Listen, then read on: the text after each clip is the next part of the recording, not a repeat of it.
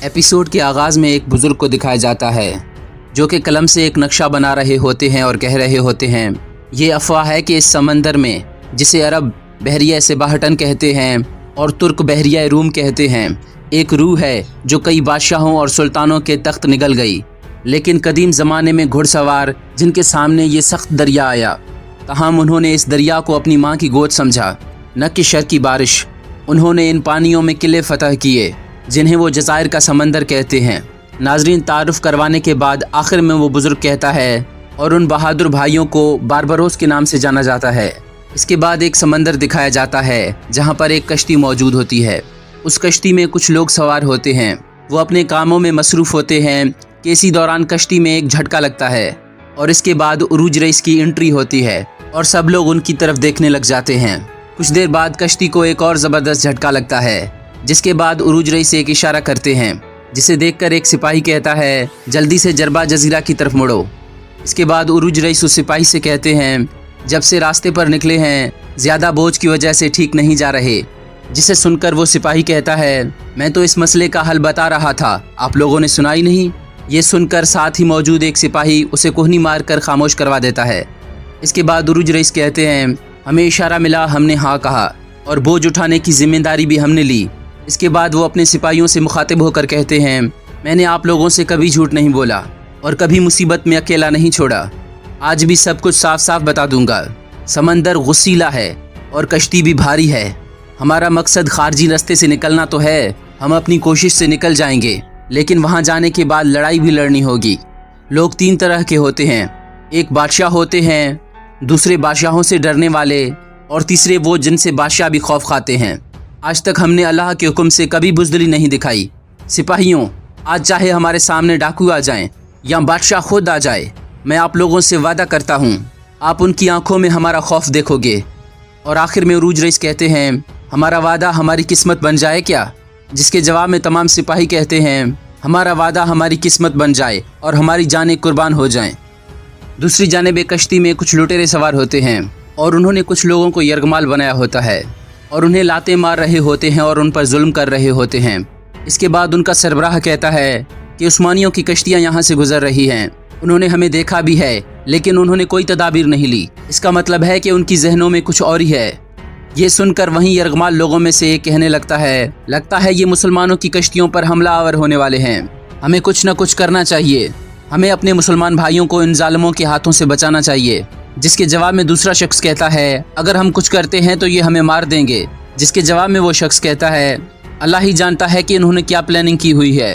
ابھی یہ آپس میں باتیں کر رہے ہوتے ہیں کہ اسی دوران وہ لٹیرا وہاں پر آ جاتا ہے اور اس کی گردن پر تلوار رکھ کر کہتا ہے تم لوگ زیادہ باتیں کرتے ہو، اب تمہاری باتیں ختم کرنے کا وقت آ گیا ہے۔ یہ کہتے ہی وہ اس پر تلوار پھیر دیتا ہے جس کی وجہ سے وہ وہیں پر شہید ہو جاتا ہے۔ اس کے بعد وہ لٹیرا ان لوگوں سے کہتا ہے اگر تم لوگوں میں سے کسی کو ہیرو بننے کا شوق ہے تو آگے آ جائے، لیکن ان میں سے کوئی بھی آگے نہیں آتا۔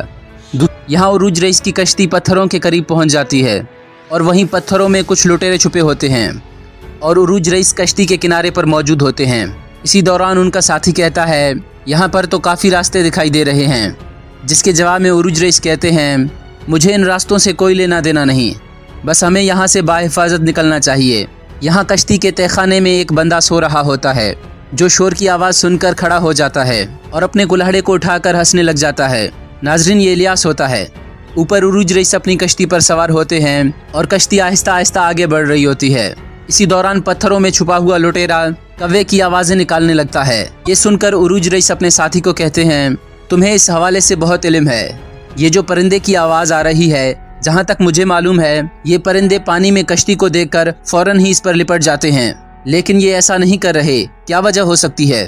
یہ سن کر ان کا ساتھی کہتا ہے یہ پرندے دریا میں ایک مچھر تک کو نہیں چھوڑتے۔ ناظرین، وہ لٹیرا یہ آواز اس لیے نکال رہا ہوتا ہے کیونکہ وہ اپنے ساتھیوں کو اشارہ دینا چاہتا ہے۔ یہ آواز سن کر کشتی پر موجود ان کا سربراہ کہتا ہے ہمیں اشارہ مل گیا ہے، وہ ہمارے قریب پہنچنے والے ہیں، تھوڑی دیر بعد وہ پتھر کی دوسری جانب نمایاں ہو جائیں گے۔ یہاں الیاس اوپر آ جاتا ہے جسے دیکھ کر عروج رئیس کہتے ہیں تو تم آ گئے ہو، آج کا کام ہمارے لیے تھوڑا مشکل ہے، ہمیں اس کے لیے ہمت دکھانی ہوگی۔ اس کے بعد عروج رئیس اپنے ایلچی سے کہتے ہیں کہ آپ کمرے میں چلے جائیں اور اپنے محافظوں کو بھی اپنے ساتھ لے جائیں کیونکہ عروج رئیس جان جاتے ہیں کہ اب حملہ ہونے والا ہے۔ یہ سن کر ایلچی وہاں سے روانہ ہو جاتا ہے۔ یہاں لٹیروں کا سردار اپنے سپاہیوں سے کہتا ہے اگر وہ لوگ ہمارے اشارے پر رک گئے تو ٹھیک ہے، لیکن اگر وہ نہ رکے تو ہم انہیں نصف نابود کر دیں گے۔ یہاں عروج رئیس اپنے سپاہیوں سے کہہ رہے ہوتے ہیں ہر کوئی اپنی اپنی پوزیشن لے لے اور سب لوگ خاموش ہو جائیں۔ اس کے بعد انہیں دوبارہ آوازیں سنائی دیتی ہیں، لیکن اس بار عروج رئیس اس لٹیرے کو دیکھ لیتے ہیں اور وہ اپنا تیر نکال کر اسے مار دیتے ہیں، جس کے بعد وہ لٹیرا وہیں کشتی پر گر جاتا ہے۔ اس کے گرنے کے بعد عروج رئیس اس کے ہاتھ پر ایک نشان دیکھتے ہیں جو کہ مشہور لٹیروں کے ہاتھ پر ہوتے ہیں۔ یہ نشان مشہور لٹیروں کے گروہ کا نشان ہے۔ یہاں لٹیروں کا سردار عروج رئیس کی کشتی کو دیکھ کر کہتا ہے کہ ہمیں کشتی دکھ گئی ہے۔ یہ سن کر اس کے ساتھی بھی کہتے ہیں کہ ہاں ہمیں وہ کشتی نظر آ رہی ہے۔ یہ آوازیں عروج رئیس سن لیتے ہیں اور اپنی کشتی میں بالکل سامنے آ جاتے ہیں اور لٹیروں کی کشتیوں کی طرف دیکھنے لگ جاتے ہیں۔ اسی دوران الیاس کہتا ہے یہ کشتی تو ہماری کشتی جیسی لگ رہی ہے، جس کے جواب میں عروج رئیس کہتے ہیں یہ کشتی تو ہماری جیسی ہے، لیکن کون جانے اس میں کس طرح کے لوگ سوار ہیں۔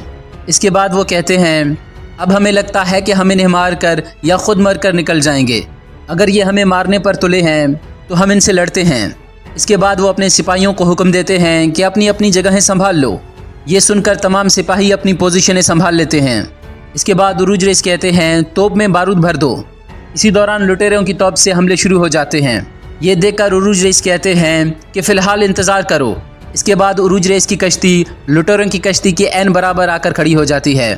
قریب پہنچتے ہی عروج رئیس اپنے سپاہیوں کو حکم دیتے ہیں کہ توپ چلاؤ، جسے سن کر وہ توپ چلا دیتے ہیں، جس سے لٹیروں کے کئی لوگ مر جاتے ہیں اور کئی لوگ ادھر ادھر ہو جاتے ہیں۔ اس کے بعد عروج رئیس اپنے سپاہیوں سے تیر لانے کے لیے کہتے ہیں۔ عروج رئیس ان تیروں سے لٹیروں پر حملہ کر دیتے ہیں۔ اسی دوران کچھ لٹیرے جو کہ بچ جاتے ہیں وہ عروج رئیس کی کشتی پر چھلانگ لگا دیتے ہیں۔ کچھ رسیوں کے ذریعے اور کچھ پانی کے ذریعے ان کی کشتی پر چڑھ جاتے ہیں۔ اس کے بعد وہاں پر کافی دیر تک جنگ جاری رہتی ہے۔ اس کے بعد لٹیروں کا سردار بھی عروج رئیس کی کشتی پر سوار ہو جاتا ہے۔ وہ آ کر عروج رئیس سے کہتا ہے تم لوگ جو تحائف لے کر جا رہے ہو وہ سب میرے حوالے کر دو۔ اگر تم لوگ ایسا کرتے ہو تو میں تمہیں کچھ بھی نہیں کروں گا اور ہم تم لوگوں کو چھوڑ کر چلے جائیں گے۔ جس کے جواب میں عروج رئیس کہتے ہیں یہ سلطان کے تحائف ہیں، یہ تم جیسے لانتیوں کے حوالے نہیں کر سکتے۔ میں سمندر کا بادشاہ ہوں، اگر تم میں ہمت ہے تو آ کر لے لو۔ یہ سن کر لٹیرا کہتا ہے اگر ایسا ہے تو میں تمہیں دکھاتا ہوں۔ یہ سن کر عروج رئیس کہتے ہیں تم جس سمندر کے لٹیرے ہو میں اس کا بادشاہ ہوں، میں اس سمندر میں کئی سالوں سے رہتا ہوں۔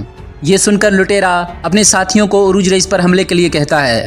یہاں عروج رئیس نے جس ایلچی کو کمرے میں بھیجا تھا وہ اپنے سپاہی سے کہتا ہے اتنی قیمتی تحائف کے ساتھ ڈاکوؤں کے زد میں آنا ہمارے لیے بہت بڑی خیانت ہے۔ ہمیں کسی بھی حالت میں یہ تحائف ان تک پہنچا دینے چاہیے جن کے لیے یہ بھیجے گئے ہیں۔ جس کے جواب میں ان کا ساتھی کہتا ہے یہ خیانت نہیں ہے بلکہ یہ تو تجارت ہے۔ یہ سن کر وہ ایلچی سمجھ جاتا ہے کہ یہ اس کا ساتھی نہیں بلکہ لٹیروں کا آدمی ہے۔ اس کے بعد وہ غدار ایلچی کو قتل کرنے کی کوشش کرتا ہے، لیکن اسی دوران الیاس وہاں پر پہنچ جاتا ہے اور وہ ان غداروں کو ختم کر دیتا ہے۔ اس کے بعد الیاس کہتا ہے ہماری کشتی پر خیانت کرنے والوں کا انجام بالکل ایسا ہوگا۔ آخرکار عروج رئیس اور اس کے ساتھی تمام لٹیروں کا خاتمہ کر دیتے ہیں اور آخر میں ان کا سردار ہی بچ جاتا ہے۔ جس کے بعد عروج رئیس اس سردار سے کہتے ہیں تم نے آج تک جتنے بھی مظلوموں پر ظلم ڈھائے ہیں آج میں ان سب کا حساب لوں گا۔ اس کے بعد عروج رئیس اس پر حملہ کر دیتے ہیں اور اسے گرا دیتے ہیں۔ اس کے بعد وہ اسے رسی سے باندھ کر کشتی کے نیچے لٹکا دیتے ہیں۔ یہ دیکھ کر عروج رئیس کے سپاہی ان کے حق میں نعرہ لگانے لگتے ہیں اور بہت زیادہ خوشی کا اظہار کر رہے ہوتے ہیں۔ اور یہاں پر اس ایپیسوڈ کا اختتام ہو جاتا ہے۔ اگر آپ کو ہماری ویڈیو اچھی لگی تو ہمارے چینل کو سبسکرائب کر لیں، ہماری ویڈیو کو لائک کر لیں اور کمنٹ باکس میں اپنی رائے کا اظہار ضرور کریں۔ بہت شکریہ۔